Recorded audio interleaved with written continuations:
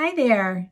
So I wanted to hop on and just make a video about curriculum. I have been getting some questions and having discussions with parents as I've been doing the annual portfolio assessment. So I've been having some discussions and talking about curriculum. And part of that is kind of evaluating, just looking at how did you like the curriculum you used and the materials that you used this year? And then kind of going from there and saying, okay, so, are you thinking of using this again or are you looking for something new? And so I've been putting some thoughts into just like what kind of things do you consider when you choose a curriculum for your homeschool?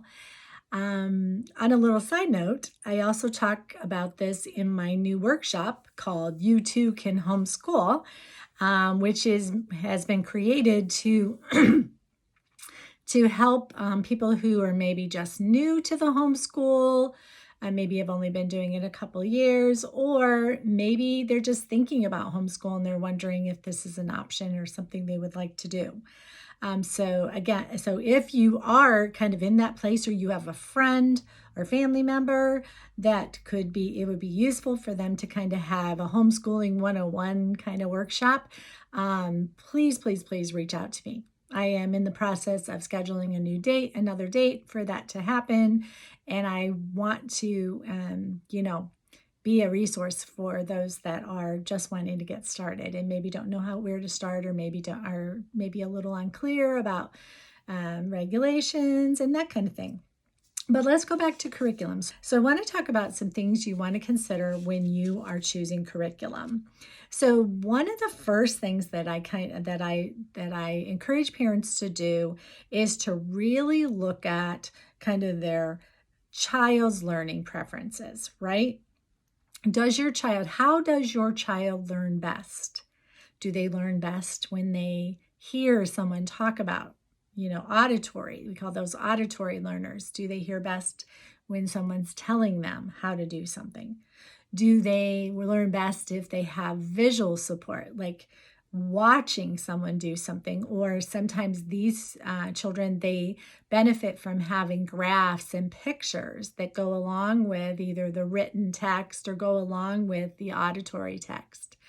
And then there's children who learn best by doing, hands-on, that they really need to be involved with all of their senses, their touching, their hearing, and in order to learn. And that is just their primary, what we would call learning style.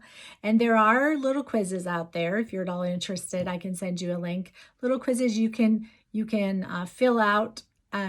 They're very quick and easy that will give you clues to what your child's learning style, like how do they learn best. So if you have a child that maybe learns best through visual, then you want to make sure that your curriculum either includes like videos or it's colorful, it'll draw them in, has graphs, that kind of thing. So you'd want to make sure that whatever you choose matches your child's learning style. Another thing that I would encourage you to consider is sort of like, what season are you in? What are specific needs that you have in your family? Like, for example, one of my clients, she had a new baby. So what she chose to do for curriculum looked different than what she had done the year before, because she knew that her time was going to be limited. So she needed something that was more directed by the child, that had more enabled her older children to learn more independently, right? Another client, it's really important when she chooses curriculum, she wants it to be all inclusive. She doesn't want to use one type of curriculum for math and then use something different for history. She likes when it's all in one place. Other parents, they like to do themes, right? Maybe like do a whole animal theme thing. And so that the math and the reading, and there's curriculums out there that are themed based. So that's a piece to look at. You might look at work schedules or family commitments. Again, If you're in a season where your family is committed or work schedules are maybe more than they sometimes are, you're going to want something that's more independent. Maybe your lifestyle is very full. Like there are families that have, farms, and they have gardens, and they have all this stuff, and they center their homeschool around that learning. Maybe that's important to you, to have nature-based learning. All of that kind of plays into your decision of what kind of curriculum you want to choose for your child. There's also specific needs, like, for example, if your child is struggling to read, there are programs. There is something called Orton-Gillingham method, and there are homeschool curriculums out there that use that method, and it is a research-based, proven method to help children who struggle to read or children with dyslexia.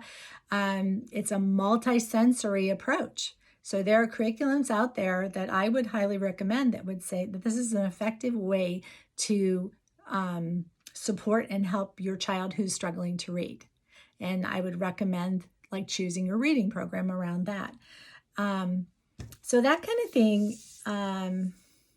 I think the other thing is sometimes parents, they like to have eclectic. They like to pick, I really like this for white writing, and I like this for reading, for English, and I like this for math. And some parents are very comfortable with that. They like pulling from different sources. So you have to really think about that piece. I think for the last thing I want you to kind of consider is that what's important to you? What's important to you that your children learn? And maybe like what's the most important piece of what your child needs to learn this year? Like drill down a little more into that. Some of your younger children who are learning to read, you might decide that this year our biggest goal is for my child to learn to read. Maybe you're seeing some character things, some things that need to be addressed, and they would be addressed differently than someone who's just really needs to focus on learning to read.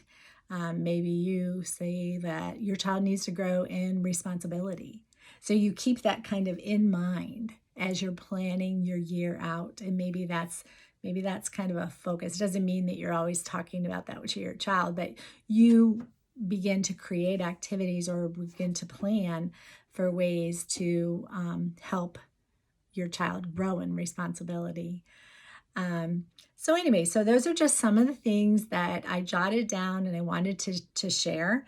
If you are interested in having maybe a conversation with me, maybe just a quick phone call, that kind of thing, I do that for parents where we can just kind of talk about curriculums.